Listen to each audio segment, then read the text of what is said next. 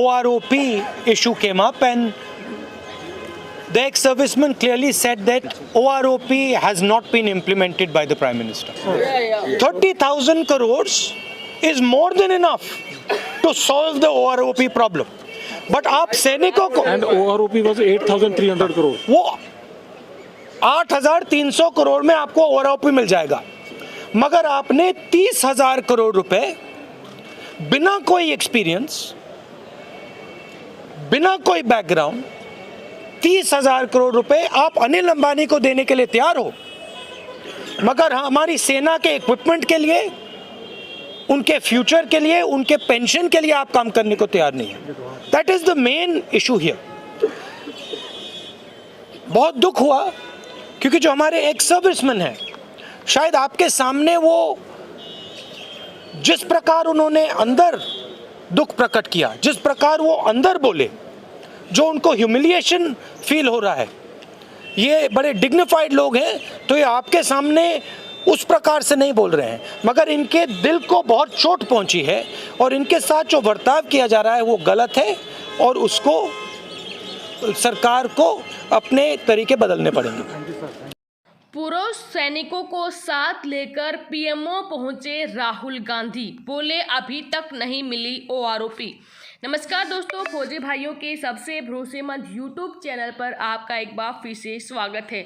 दोस्तों, आप सभी को पता है कि OROP यानी कि वन रैंक वन पेंशन को लेकर लगातार सैनिकों की लड़ाई जारी है, लेकिन इसी बीच हर जगह चुनावी मुद्दे के तौर पर चुनावी प्रचार में मोदी सरकार एक ही वर्ड यूज करती है कि हमने OROP दी. सैनिकों की लंबी चलती आ रही मांग को अभी तक कांग्रेस सरकार ने नहीं माना. उस मांग को मोदी सरकार ने सत्ता में आते ही लागू कर दिया.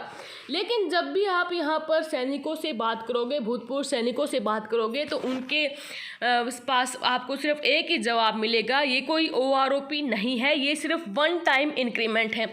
और इसी को लेकर राहुल गांधी ने भूतपूर्व सैनिकों से मुलाकात की है और भूतपूर्व सैनिकों से मुलाकात करके राहुल गांधी ने बताया, अगर सरकार ने असली OROP लागू कर दी होती तो अब तक जंतर मंतर पर सैनिक क्यों बैठे होते, क्यों सैनिक OROP को लेकर विद्रोह कर रहे होते, क्यों असली OROP की मांग कर रहे होते. इसी बीच राहुल गांधी ने सैन्य कर्मियों से मुलाकात करके राफेल डील घोटाले का भी पर्दाफाश किया है. उन्होंने कहा कि कैसे 30,000 करोड़ रुपए रातों रात राफेल डील के रूप में एक व्यक्ति के, एक कारोबारी के खाते में ट्रांसफ़र कर दिए जाते हैं, लेकिन हमारे सैनिकों को OROP देने के लिए उनके पास पैसे नहीं हैं. राहुल गांधी ने OROP को लेकर सीधा केंद्र सरकार पर निशाना साधा है. उन्होंने कहा कि जम्मू और कश्मीर में सरकार की गलत रणनीति का खामियाजा हमारे सैनिक भुगत रहे हैं. उन्होंने कहा कि राफेल डील के बारे में मैं पहले भी आप सभी को बता चुका हूं. भारतीय सैनिकों का इसके साथ खास नाता है क्योंकि एक कारोबारी के खाते में उन्होंने 30,000 करोड़ रुपए ट्रांसफ़र कर दिए, लेकिन हमारे सैनिकों को OROP अभी तक नहीं दिया.